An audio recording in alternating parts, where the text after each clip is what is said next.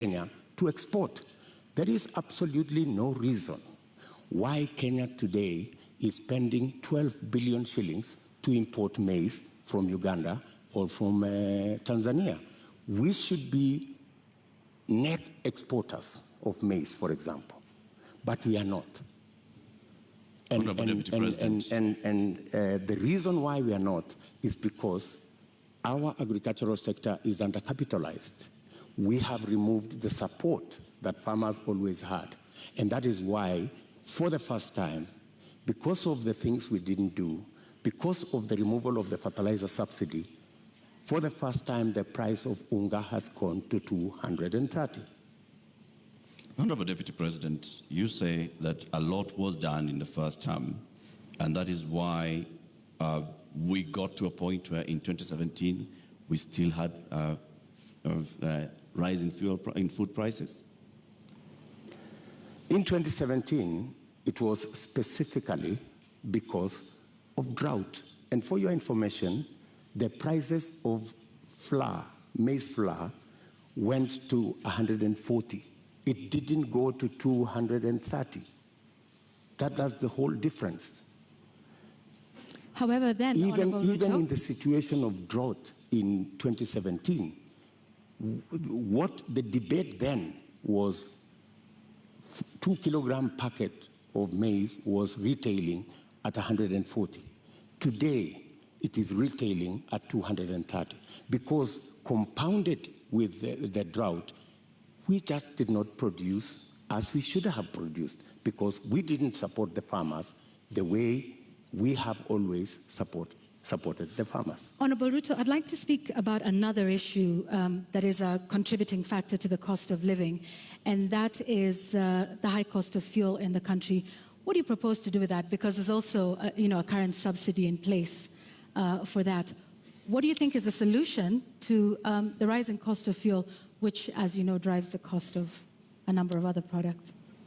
I think the first thing that we need to do is to look at the taxes, because 50% almost of the cost of fuel in Kenya is taxes. I think it's time, as a country, we looked at, I think there are 15 different taxes on fuel. And I think it's time we relooked at how else do we raise revenue. Which taxes would you be proposing to remove from fuel, the cost of fuel? I think majority of the taxes that are in that bracket, I think there are almost 15 different taxes that are there. I do not have the specifics, but those 15, I think we need to interrogate these 15 different taxes. Which ones can we put aside so that, like other countries, we can limit the taxation on fuel?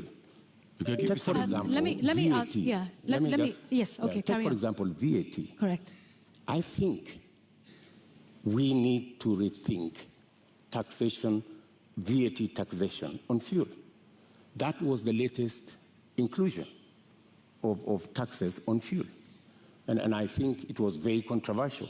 Yeah, Honorable Ruto, VAT on petroleum products was indeed controversial. Let me take you back to 2013 when VAT was imposed on this as a condition by IMF. At the time, then Majority Leader Aden Duale said, and I quote, "The 181 members have been convinced by our party leader and our deputy party leader on the rationale of 8% VAT on petroleum products." He went on to say, 181 is a very big number and we will convince our members from the NASA side. So you, at this point in the year 2015, I believe, when this was passed, were pushing for 8% to be added on VAT. Today, you are saying you want to abolish VAT on petroleum products. Why should Kenyans believe you today? Why wouldn't they? I mean, we live in a dynamic country, and it's only fools who don't change their mind. If you are in a situation where the price of fuel has gone to 160, I mean, it's time to think. I mean, when this VAT was imposed, then the price of fuel was under 100. Honorable Ruto, when the VAT was imposed, it was at the time a condition by IMF when we were seeking a precautionary facility.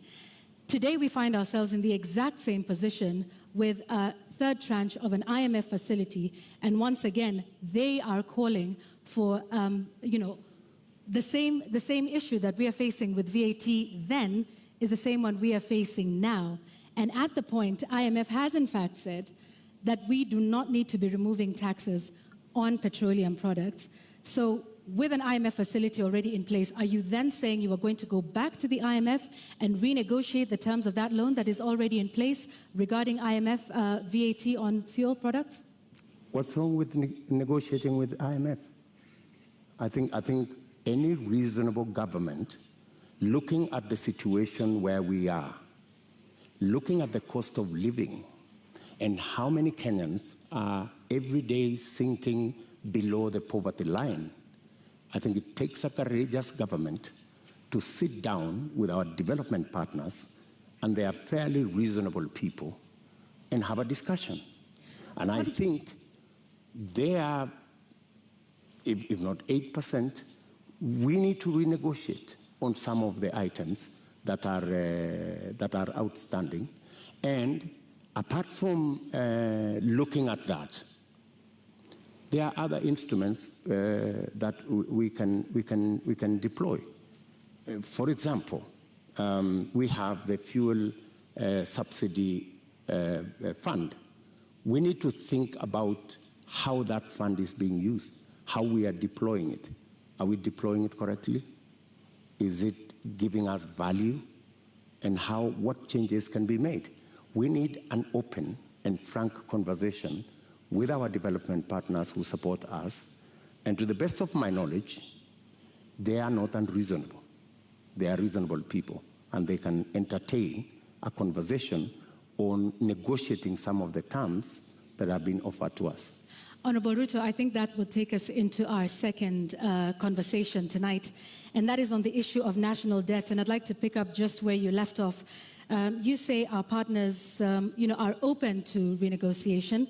However, on the matter of renegotiating our debt, Honorable Ruto, you just last week in an interview with the international press said you will not be entertaining discussions around renegotiating our debt. In fact, with respect to your competitor who is not here with us today, when he brought up the issue, you in fact called his statement on that condescending and reckless.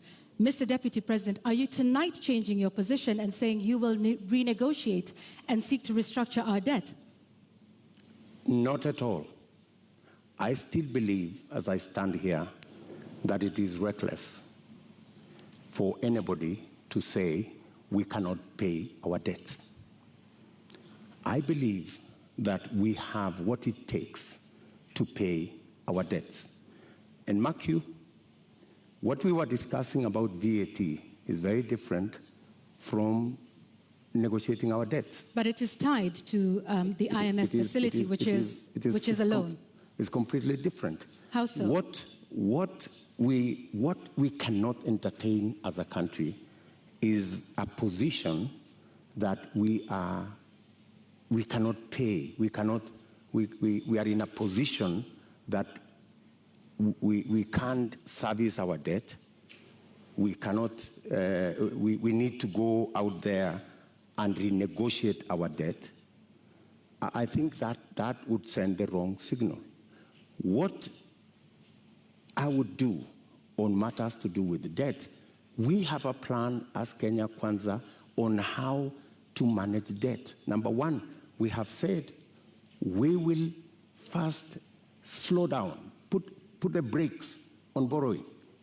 Number two, we will put brakes on unbudgeted projects. In fact, that is the biggest source of our problem. Projects that are not within the budget, so that we cannot keep our fiscal deficit at what we have committed, 5%. of 5.9%. Number three, we need to raise our revenues. And I have said openly that we have areas that we believe that we can raise our revenue. For example, we collect 52% of all collectible VAT. Just by automation and computerization, we can actually raise 95% of all collectible VAT. That would give us an extra 450 billion Kenya shillings. And added on to that, if you raise that kind of VAT, you can equally raise from corporate tax an additional 200, maybe 150 billion shillings. So there is room to raise additional funding, additional revenue for us to manage our debt without necessarily going to say we're going to negotiate our debt. So I hear you saying that our national debt as it stands today is manageable. Our debt today is a challenge. We need to deal with it. We are not sitting pretty. We are living, if I may say, we are living beyond our means. And that is why I am saying that we should stop this borrowing spree. Let me give you, in our first term, we borrowed 2.2 trillion. From 2017, our handshake brothers have borrowed 4.2 trillion. That's what's the source of concern. And it's not a source of concern to me. It's a source of concern to Kenyans as well. And it's even a source of concern to our development partners. They are beginning to raise issues about our debt. And more so, the trajectory of continued borrowing. So that's why I'm saying our administration will first slow down on borrowing, remove unbudgeted projects, because that's the biggest incentive, and then go back to raising our own revenue. Do you and have there figures are that areas you are targeting? When you say remove unbudgeted projects, how much are we talking about? When you say slow down on borrowing, from what amount to what amount are you talking about? When you look at our fiscal deficit, right, there are too many projects that are not that are not budgeted for. For example, the Uhuru Gardens Museum. You don't see it anywhere in government budgets, but it's been built. So these are the kind of projects. Do you know how much? That, for example, in the last financial year, we've spent close to 15 billion in that project. In the last financial year, Honorable Deputy President, yes. Do you know how much of unbudgeted projects we spent? Actually, unbudgeted projects are in the region of 100 billion. Unbudgeted projects. And that is what is spiraling our borrowing. And I'm saying that our first, and that's why if you go today to the website of the Ministry of Finance, you will hardly find any paperwork there. You will hardly find any, because there are too many projects that cannot be accounted for that are being done without a budget line. If you look at the expenditure on contingency fund, which is supposed to spend only up to 5% of the budget, sometimes it goes to 50% of the budget. So that is where we need to apply the brakes. And we are saying clearly, we not only have a plan on slowing down on borrowing, we also have a plan on raising revenue in targeted areas. Areas that would give us much more resources to run our budget, number one, and two, to also manage our repayment. And in that particular instance, you may want to know that almost 80% of all our borrowing is actually domestic, which means we are also hurting our own enterprises locally. Access to credit becomes a big challenge. We must think of how we must slow down on borrowing locally and see how we can externalize government borrowing. And it doesn't have to be borrowing. Some of the programs, we must get the stock exchange to take up some of the areas of raising revenue. The stock exchange is a wonderful instrument. We saw it when we were selling the shares of Safaricom.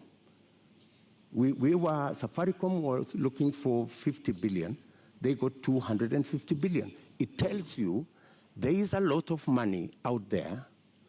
If we used different instruments, how do we use the different instruments of raising capital for long-term investment using the instruments we have, revenue, and using the stock exchange?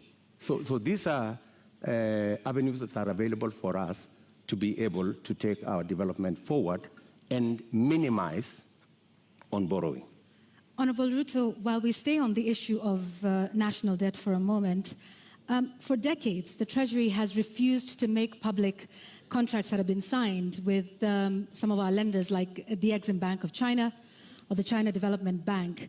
You've been part of a government that has refused to make this information public. Why? Those contracts and agreements, in accordance with the Constitution, are public documents. And the public have a right to know and to have access to that information. The fact that that information is not being made public is against the Constitution. So, under but yet, the Mr. Kenya Deputy Kwanza President, administration, you have not. This is something that you could do. You are the Deputy President of this republic. Is this not something you could do or make happen? When you are Deputy President, I'm sorry you've not been one, you would understand to what extent you can do things. And let me give you an example. Many people did not see the mettle of Mwai Kibaki until he was president. When he became president, he made a sterling job of being president. All along, everybody thought he was a lackluster performer. I am undertaking to the people of Kenya that given a chance to be president, things will be different in Kenya. So let me ask this just one more time. You are the sitting Deputy President of this. You say this should have happened constitutionally, but it did not. Was this not something that came up in cabinet meetings that at least we've not seen you protest about this particular matter? Because debt transparency and debt, what we owe and who we are paying is something that taxpayers should know. So if you are saying this is something that should have happened but didn't, why would Kenyans believe you when you say that this is something you will do if elected president? Because I have never been president before. This is the first time I am vying to be president. And this is the first time I will occupy the high office of president. This is when the buck will stop with me. Are you saying, Mr. Deputy President, that in the last 9 years, you have sat in cabinet meetings and expressly said that you would like the contracts details to be released to the public? I will not tell you whatever discussions took place in cabinet because... we are seeking to understand, Your Excellency, because is what role you played it is not in making place. sure that the government that you serve is actually adhering to the Constitution and several court orders? Whenever it was available for me to take a position, I have always taken a position. And I have taken many positions. Sometimes that did not look very popular, if you may. And I have taken very firm positions in cabinet. And I have taken very firm positions in the public. And I think people of Kenya know me not as a coward. They know that I take what I believe in, and I take positions.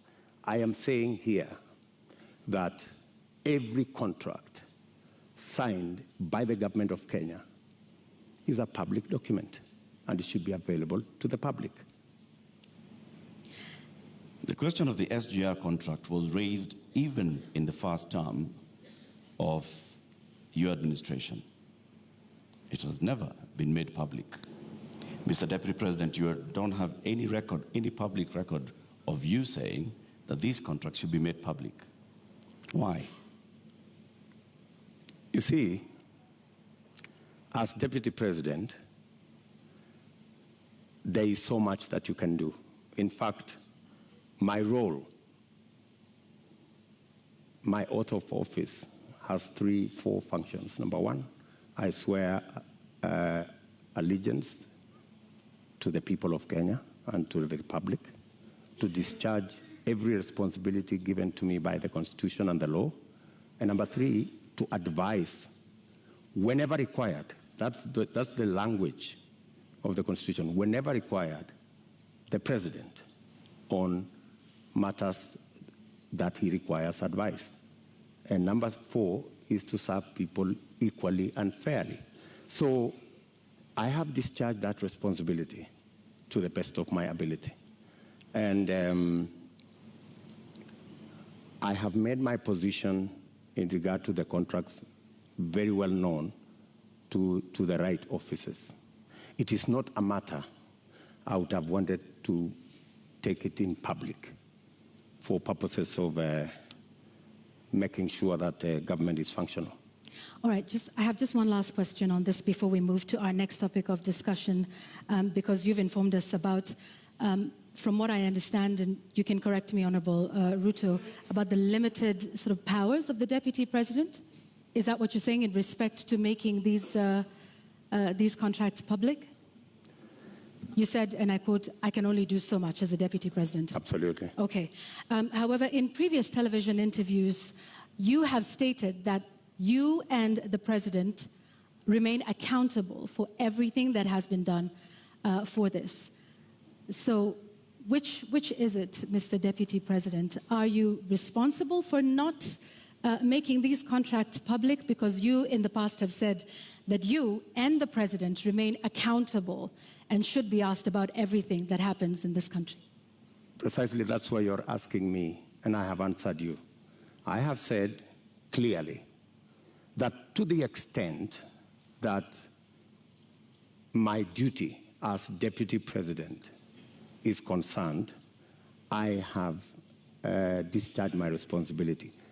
I have given advice to my boss on many issues, including that particular issue. So I have given him my advice, enumerating very well that it is the constitutional position that every contract is made public. I have given that advice to the President as is required of me. So, but you know the buck stops with the boss. Honorable Deputy President, let's now move to the next topic of our conversation this evening, and this will be on a matter of national security. You were recently in Elgeyo-Marakwet County, where you promised the people of Kerio Valley that you would do everything in your power to secure them. You've also been visiting other parts of this country, Marsabit, Baringo, Samburu, Laikipia, West Pokot. More than 300 people have died in the last 7 months alone in this country, killed by armed bandits. Livelihoods are lost. Children have not gone to school. Children have been killed. Kerio Valley residents have even petitioned the UN Secretary General, saying that their government has failed to provide them with security. In your manifesto, you say that security is a cornerstone of protecting people's livelihoods.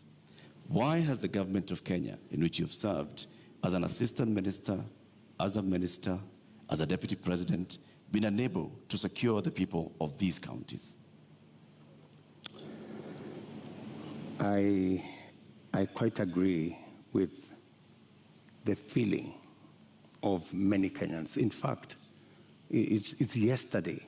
It's not even last week. It's yesterday. I was in Elgeyo Marakwet, and one of the leaders there told us we have buried 114 people in that neighborhood. So it is indeed a live and serious matter. You have seen me in when we came into office in 2016. I called all the leaders from Baringo, Elgeyo Marakwet, Pokot, Samburu, and we had a serious leaders meeting in my office in Karen. And because of that meeting, for about 3 years, we went round, we mobilized all the governors, and we provided National Police Reserve in all those areas. And the situation was under control. But when we came into the handshake arrangement, a false narrative, very unfortunate false narrative, was rolled out that, all these National Police reservists in Elgeyo Marakwet, in Baringo, in West Pokot, were actually a militia that William Ruto would use at some point. And all the National Police Reserve were withdrawn.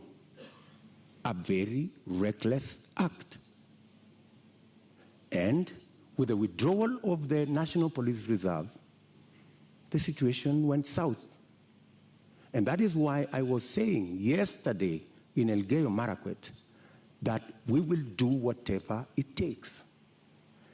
And today,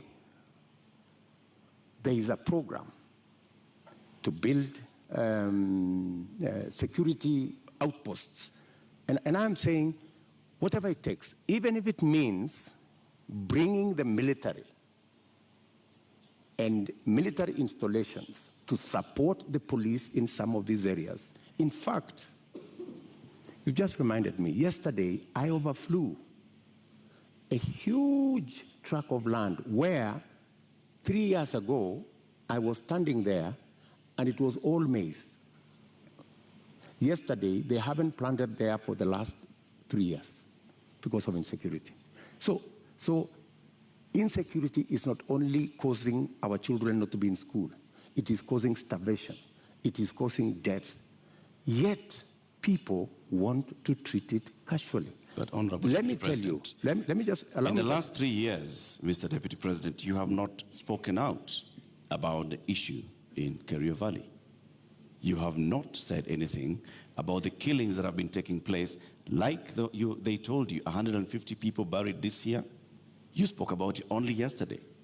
Where have you been in the last 7 I have months? always been there. In fact, if you go and ask those people in those regions, I have always been present. We have buried many of those people with our own money. We've taken many of those people to hospital with our own money. I have deployed my personal resources to deal with that situation because I know it was a political a political agenda. You know, the withdrawal of the National Police Reserve was really an unfortunate act. But because it was intended to punish William Ruto, you know, never mind that many people lost their lives, is a real tragedy. But that is the nature of our politics in Kenya, Honorable Ruto, unfortunately. Honorable Ruto, you're saying that was done to punish you? What other explanation would you have? You go withdraw security personnel in the whole of that whole region, you know, you subject people to... How would that punish you, Honorable Ruto? Because I am the one who had led the whole, in fact, I am the one who had taken charge. In fact, I was there every 2 weeks in that region. I was there every 2 weeks. I am the one who mobilized the resources. I am the one who mobilized the security men, the identification of the National Police Service. And so it looked like it was Honorable Ruto, it was about me. It was never about me. Did you mobilize those resources on a personal basis or as deputy president? As deputy president. So why would your government punish the deputy president? You live in Kenya, my good friends. And I am failing to understand it, sir. And you know... Are you telling the people of Kerio Valley that 150 of them have been buried this year alone just because a government is punishing the deputy president? Not just that. The Kimwarer and the Aror dams were cancelled intentionally to punish my supporters. That's it. We will come to that, sir. You, as the deputy president, consume intelligence reports. Tell us, over the last 30 years, what is it that has led to this continuous cycle of violence in Kerio Valley, in Baringo, in Samburu, in West Pokot, even going as far as Marsabit County? What causes this, and what will you do, knowing the intelligence that you have? The biggest contributor to the situation we have in those regions is competition for resources, competition for water, competition for pasture, general matters of education, and precisely the reason why we had a plan on Radat Dam to provide the water for the whole of that belt. Aror, Kimwarer, Lowat.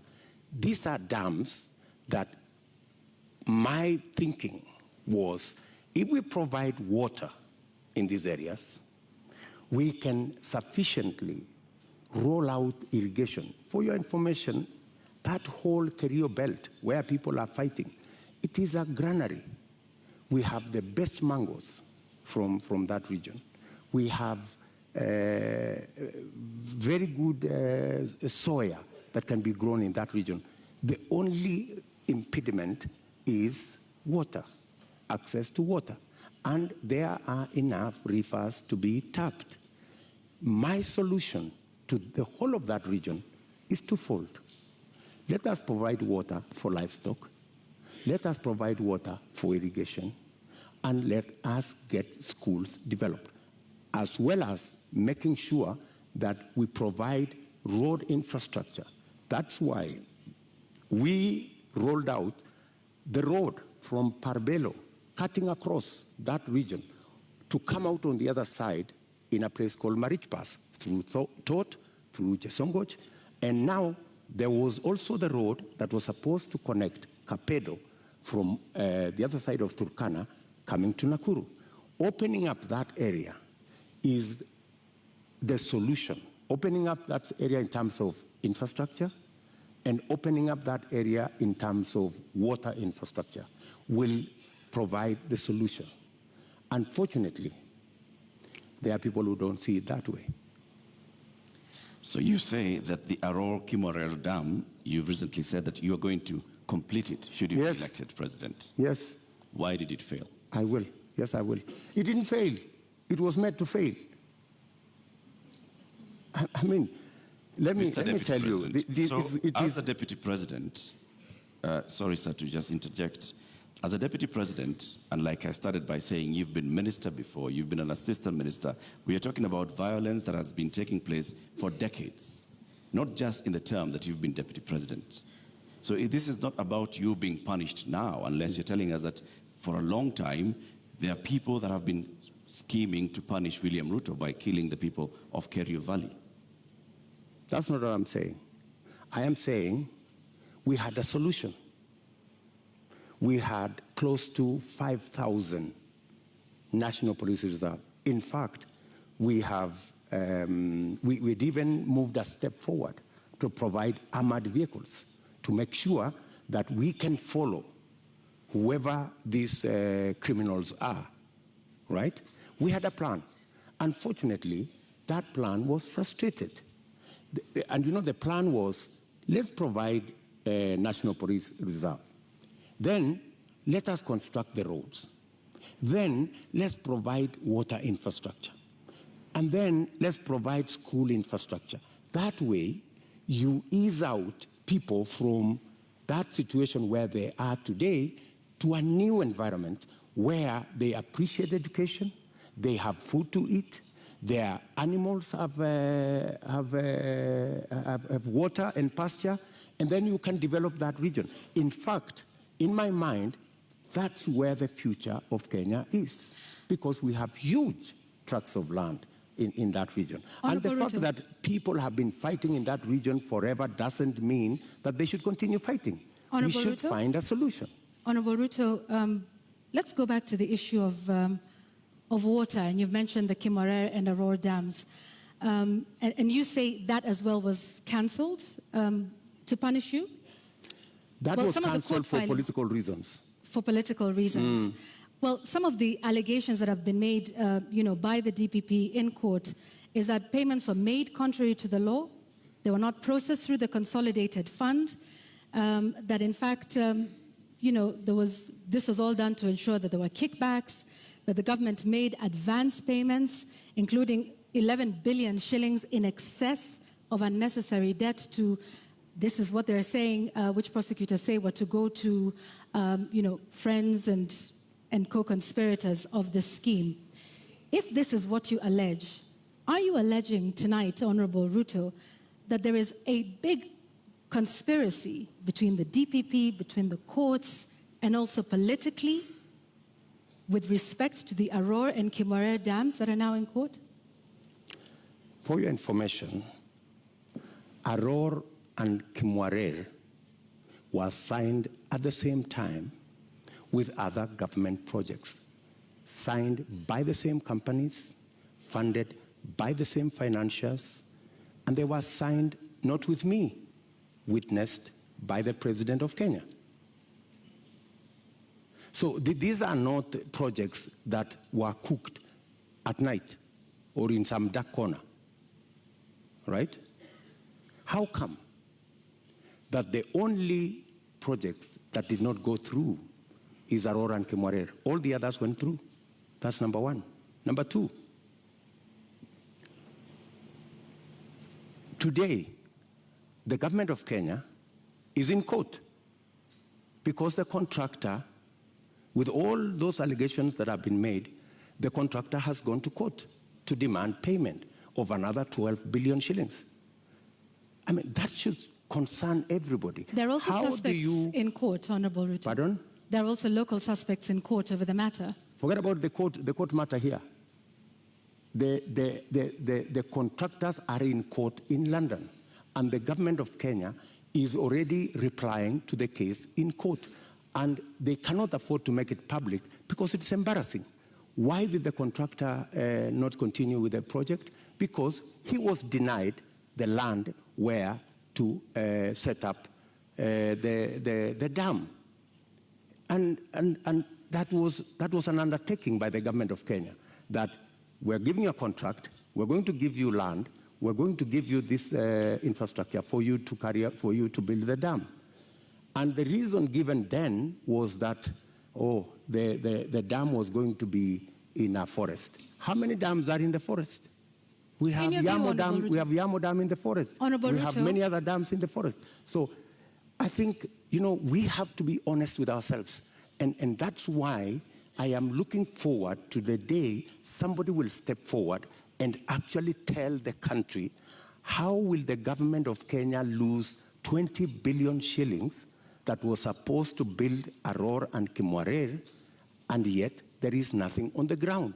What was this? What was this sinister motive? Do you believe money was lost? I don't believe any money was lost. And even if money was lost, people should be taken to court.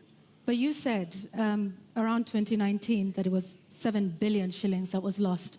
No, and not I the didn't say that. 21 that was being alleged by the DPP. I didn't say that. Check my statement. I am very clear about what I said. I said 7 billion shillings was paid. Right? That's what I said. And for your information, I said that 7 billion shillings that was paid was actually insured. The reason we should be asking is, why hasn't the person, the company who insured that money, why haven't they been asked to pay?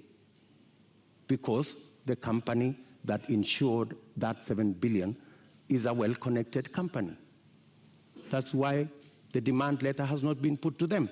So what you're alleging... And you see, Kenyans will one day really marvel at what really happened in this Kimwarer and Aror Dam. You will be shocked. Tell us what really happened, because what it sounds like is you're alleging the investigating authorities, the DPP, the courts.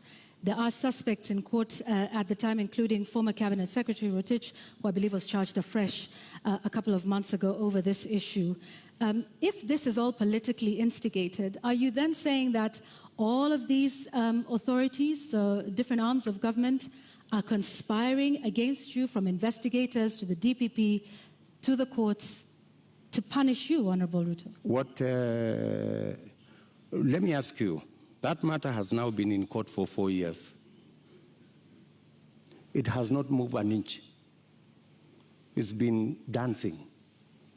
You know, this person, today you're being charged, tomorrow, no, remove this person, the next day, remove this person, the next day, change the charges, because somebody is actually waiting for another government to come and carry the shit, unfortunately. And that's what's going to happen. That's why that case has never moved an inch.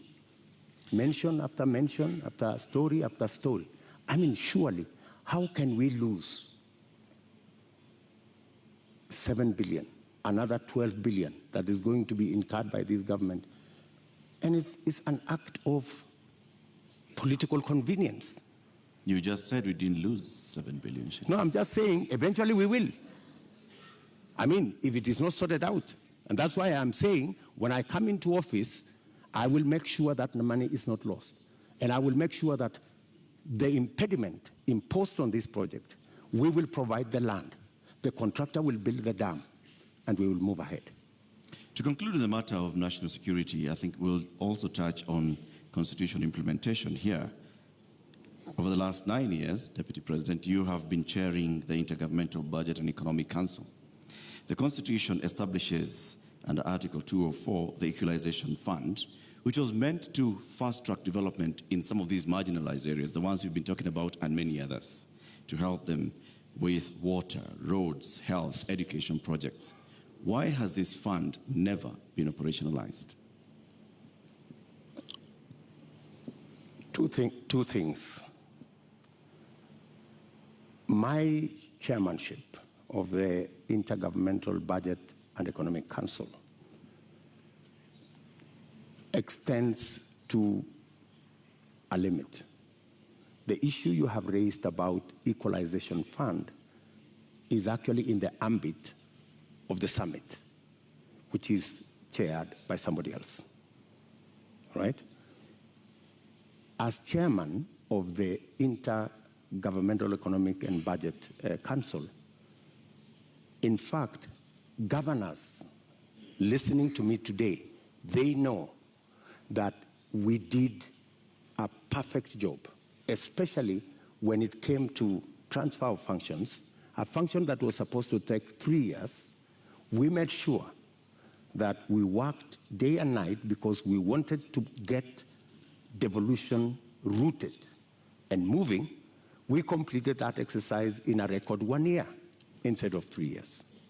We have since worked with county governments, and many of the governors will tell you that I have provided leadership as chair of the council on every matter, whether it was grants, whether it was matters to do with conditional grants, whether it was making sure that there is a balance between what goes to national government and what goes to county governments. The whole of that trajectory, whether the issues to do with settling matters with the former local government authorities, assets, liabilities, I have been working on that with many governors, and we have made tremendous progress, including the final one that we concluded the other day, where counties now, as entities, can borrow money. As entities, like Laikipia County is the first that is going to have the leverage to borrow money. So I have a track record on what I have done. Thank you, Mr. Chairman of IBEC. Now let me ask the question to the Deputy President. Why has the Equalization Fund never been operationalized 12 years after the promulgation of the Constitution? The It has a Equalization 20-year Fund, window. as Deputy President I can answer, the Equalization Fund, halfway through, there was a big argument between who will implement this Equalization Fund, because it was under the national government. The counties argued that because there are 14 listed counties to benefit from this fund, why don't we give this money to the counties? Then there was a problem of trying to get the regulations on how this fund would work out. And it dragged on the contestation as to, and some projects were implemented, some water projects were implemented, some road projects were implemented. But the argument continues to be who should. At some point, the law was actually changed to include counties beyond the 14. And that became another big argument. And I accept that we should have done better on the Equalization Fund. And that is why I have made a commitment in our manifesto that that Equalization Fund, whatever the balance of the time that is left, we will make sure that we devolve it to counties. In my belief, the counties are better placed to run that fund than the national government. Thank you, Honorable Ruto. I'd like us to move to the next topic of discussion here tonight, and that is constitution and governance. 13 years since the adoption of the Constitution of Kenya 2010, citizens continue to complain about non-effective implementation and a weak culture of constitutionalism. Honorable Ruto, which part of the Constitution of Kenya do you think has not been implemented with fidelity, and why? I think we should sort out the two-third gender rule. I think we owe it to the people of Kenya, and especially to the women of Kenya, that this part of the Constitution is implemented. I believe that we need to sort out certain matters to do with devolution, like the one I have said. The Equalization Fund, I think it was wrongly put under national government. It should go to the counties. I also believe that there are functions that should not have been made contingent or shared functions between the national government and the county government. Regional authorities, for example. Those are functions that we should either agree to be managed by counties jointly or to be subsumed into county governments. If it is Kerio Valley, how do we split it so that the counties in the Kerio Valley develop? We have a Kerio Valley Development Authority. Should that be managed by the national government? I don't think so. I think it should be managed by the counties in the Kerio Valley. So these are some of the functions that I think we need to clarify. We need to complete the implementation of the Constitution. I have raised, for example, the matter of the Judiciary Fund. I think we have wasted too much time in implementing the Judiciary Fund. After I pushed so hard, this year, 1st of July, the Judiciary Fund was operationalized, because I have been talking about it for the last year and a half. So these are some of the sections that I believe that we should be able to conclude the implementation of the Constitution. Let's go back to the two-thirds gender principle. In your view, why did we fail in terms of getting this since 2010? I think, speaking for myself, I have made a commitment, and I know it's doable, to make sure the two-thirds gender rule is realized. There are different proposals. There are proposals that require constitutional change. There are some that do not require constitutional change. And I have assembled a team of very competent constitutional lawyers to look at how we can have a framework in 90 days of our government, and within 1 year, make sure it is implemented. And it's not necessarily for purposes of the women of Kenya. It is for the benefit of everybody. The fact that we do not have as many women leaders is actually a negative for us. There is something we are losing.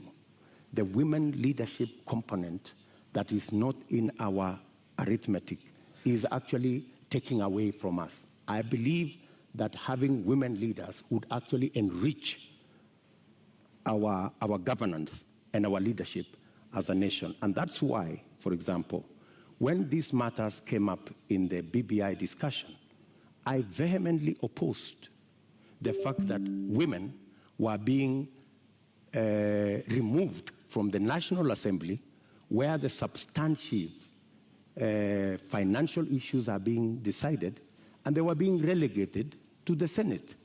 So I was wondering how a right that had been given to the women of Kenya in the National Assembly could be withdrawn, and they are hoarded into the Senate. So that is my commitment to the women of Kenya. Also, on the Judiciary Fund that you've mentioned, you said you will operationalize it. But the judiciary is, by dint of the Constitution of Kenya, independent. So what is this exactly that you will do that operationalizes this fund? You see, independence can be undermined by financial resources. The reason why the judiciary has been raising this issue over and over is because, much as they have their independence, their financial requirements are still subject to other pieces of legislation, which is against the Constitution. The Judiciary Fund is supposed to draw resources directly from the Consolidated Fund. Once approved by Parliament, that should be it. And in fact, because of the push that I have had on the Judiciary Fund for the last 1.5 years, it was actually operationalized in June. So you do have some influence, Honorable Ruto, within this government. If you look at, I have been pushing in the public, because that's what I said. When I said I'm going to set up the Judiciary Fund, I think somebody decided to say, this fellow is pushing too hard. Let us implement this Judiciary Fund so that he loses this card. He cannot take it to the people of Kenya. So you do have some influence. We have achieved it anyway. So you have some influence, Honorable Ruto? Because previously, in this conversation... Of course I have influence. But in this conversation previously, you have said there's limits to what the Deputy President can do. I have influence nationally on pushing agendas. I may not have... Such as disclosure of SGR As Deputy President, I didn't push the Judiciary Fund as Deputy President. I pushed it as a leader. Why couldn't you do that then for a number of the other issues that we have discussed here tonight that you have said you did not have influence over? I have pushed back, for example, on the issue of the BBI. I pushed back heavily, and I deployed a lot of influence. And actually, by God's grace, we managed to stall it. Our competitors are saying they are going to go back to it immediately after the election. But I think it was a complete waste of resources, and it was actually not made in good faith, because a constitutional change that seeks to undermine the independence of the judiciary is a dangerous constitutional change. A constitutional change that seeks to subsume the executive and the legislature and take us back to where we were in the Nyayo days is actually taking us back, not taking us forward. And that is why I made my position very clear in the public domain. Honorable Ruto, do you believe in the independence of the judiciary? Pardon? Do you believe in the independence of the judiciary?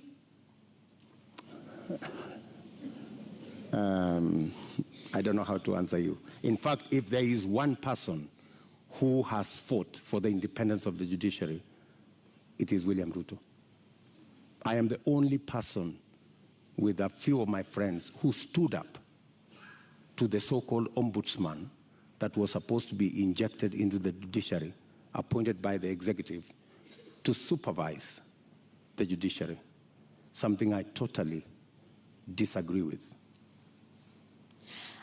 You talk about you being the biggest defender. However, the administration which you have served since 2013 has been cited several times for disobeying court orders. Let me give you one example, or a few. Former Air Force commander waiting for 6 years to be restored to his rank and given 71 million shillings compensation.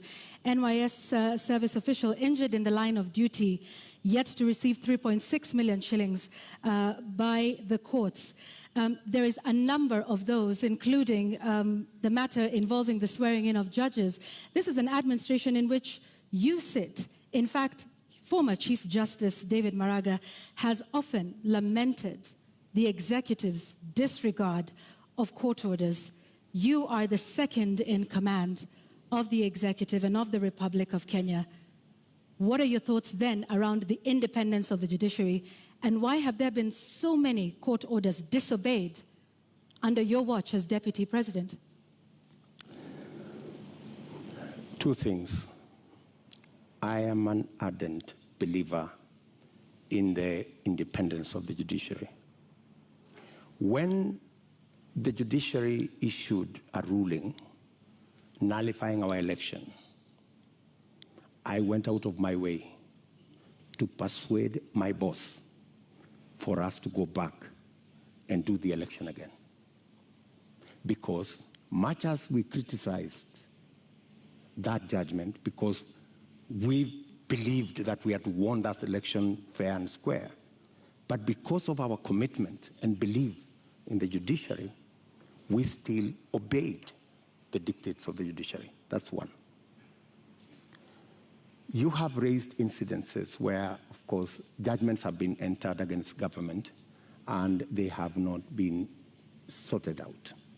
And I quite agree. And in fact, that was one area we identified even as we developed our manifesto. If you look at our manifesto, we have squarely identified that as an issue, that we cannot continue this situation where government leads in disobeying orders. Honorable Ruto, yes, that's indeed a good matter for me to interject. Just hang on one second, Honorable Ruto. Yet you have sat in that administration which has defied court orders. We haven't heard you raise issue on that. And in fact, now that you brought up the 2017 Supreme Court petition, you were rather unhappy with the Supreme Court judges. You called them those 6 people. You called them wakora. Does that demonstrate respect for the judiciary? In fact, I had occasion to have a one-on-one with Maraga. And I told Maraga an incident when I first came into Parliament. I met Paul Muite, a seasoned lawyer and a legislator, and he told me this, which has really stuck in my mind. He told me, young man, when I first became a member of Parliament in 1997, 98 actually. So he told me, when you support a government, it also includes criticizing that government when it goes wrong. So part of supporting a system is pointing out when you think they are not doing the right thing. Criticizing them is one thing, Honorable Ruto, but calling them wakora, which means conmen, do you believe that the Supreme Court judges of 2017 were conmen and women? I would want to understand in what context that wakora thing you have mentioned, because I have, if there is any respect for the judiciary, is to comply with the decision of the court. Did we comply with the decision of the court? Yes. We went back to the election. But you haven't in many of the other court orders that we have cited here tonight. We went back to the election. And the admission that the fact that there are so many outstanding issues and the fact that I have singled them out and they are part of what I intend to sort out is actually halfway the solution. I don't think if you look at the manifesto of our competitors, they have recognized that as an issue. I have recognized that as an issue because I believe in the independence of the judiciary. I believe government should lead from the front in obeying court orders. And in fact, we have said in our manifesto, if you read it clearly, it says we will look at all judgments that have been entered against government. And we will develop a mechanism to make sure that within 1 year, we comply with all judgments entered against government so that even as we drive the country to obey court orders, we lead as government from the front. Let's talk about something else, Mr. Deputy President, and this is with regards to leadership and integrity. Your opponent, who did not turn up tonight, said he could not come to this debate because he did not want to face a man who has no regard for ethics, public morals, or shame. How do you respond to that? Do you sincerely believe that that is the reason why he's not here? I don't think so. I don't think so. My competitor is not here because he doesn't have a plan. He doesn't have an agenda. He cannot articulate anything to the people of Kenya. That's why he's not here. Secondly, my competitor is not here because he doesn't want to answer difficult questions. You know, he's been part of this administration, the handshake administration, for the last 5 years.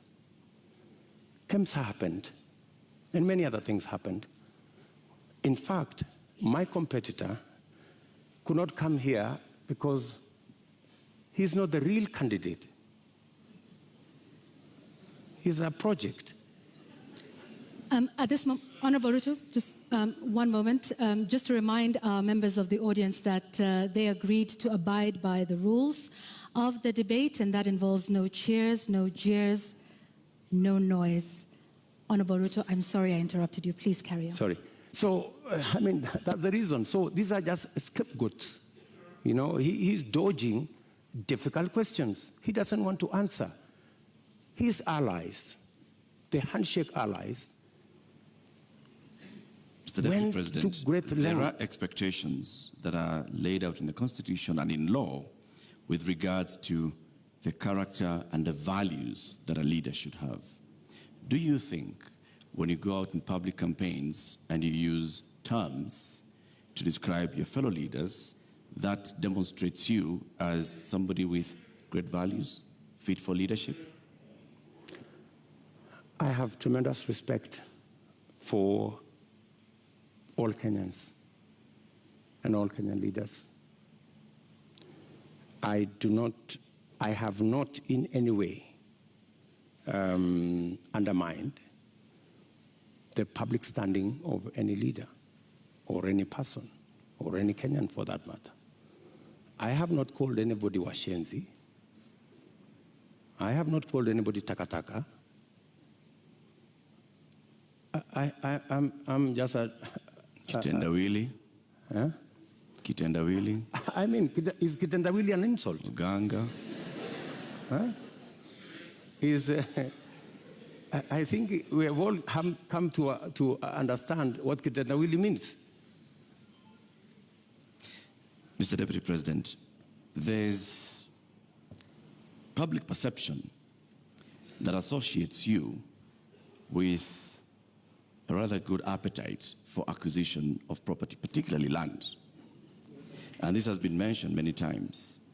Questionable acquisition of land, this has been said publicly, Taita Taveta, in Transmara, the former Vice President's house, the late Joseph Murumbi, and others. In fact, there was a conviction in court with regards to 100 acres of land that you were ordered to surrender back to its rightful owner and also pay some reparations.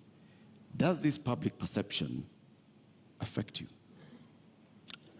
For your information, that's why I am proposing in our manifesto to deal firmly and squarely, institutionally, with a fight against corruption.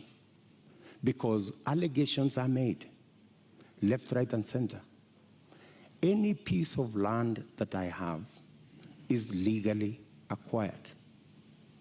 In fact, I think we need to discuss the Muteshi land. You've talked about the 100 acres. I was a victim of fraudulent sellers of that land. What the court ordered me to do was to pay for the 3 years I had occupied the land. And they calculated and said the income from this land would be approximately 5 million shillings for 3 years. And that's what I paid. The people who sold the land to me were taken to court for fraudulently selling the piece of land to me. Those people are in court. The Mr. Deputy President, my question was, all these allegations. Taveta land issue. There was that, there's a Taveta, there's Western Hotel, there's Transmara. As a person, yes. As a person, what does this make you feel when you hear that there's all this public perception about you and irregular acquisition of land? You see, acquisition of property is a legitimate endeavor. How you acquire it, if it is legitimate, you've paid value for it, and I want to tell you, I have paid value for any property that I have. Maybe the whole story has, like everything else that has been said, and all manner of allegations have been raised about many people, you know. My competitor, Dominion land has been mentioned about him, Molasses land, so many other pieces of land. Does that make you guilty? Not at all. I think the presumption of innocence and the fact that I can stand up to scrutiny. And for your information, I am probably the politician in Kenya that has been audited, left, right, upside down, inside out, on any matter, you know? And maybe because I have raised my head beyond what many people think I should. If I was a quiet business person, I am sure I wouldn't attract the same kind of labeling that I've been subjected to. How much is enough? Enough is enough.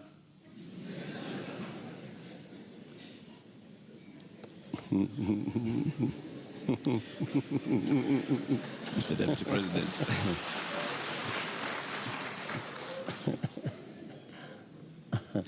Mr. Deputy President, we'd like to conclude this conversation with the election preparation. We're just 2 weeks away to the August 9th general election. You've previously said that, yes, you are willing and ready to accept the outcome of the election. Are there any circumstances under which you will not accept the outcome of the election? For a minute. accepting the outcome of the election includes going to court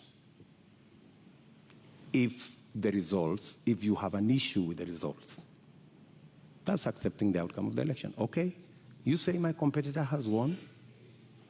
I have a doubt, and I will go to court. Why I made that deliberate statement is because we have had a situation in Kenya where every other election we foment a crisis around refusing to accept the outcome of election. And it has cost us lives, property, and many other things. And I needed to be on record, and which I am, that I will accept the outcome of this election. I know that the people of Kenya will make a choice. If it is me, I will prepare to govern the country on day one. If it is not me, I will accept that my competitor has won. If I have any issue, I will go to court and accept the outcome of the court. Honorable Ruto, we've come to the end of this conversation tonight. We would like to give you 2 minutes to give us your closing statement tonight.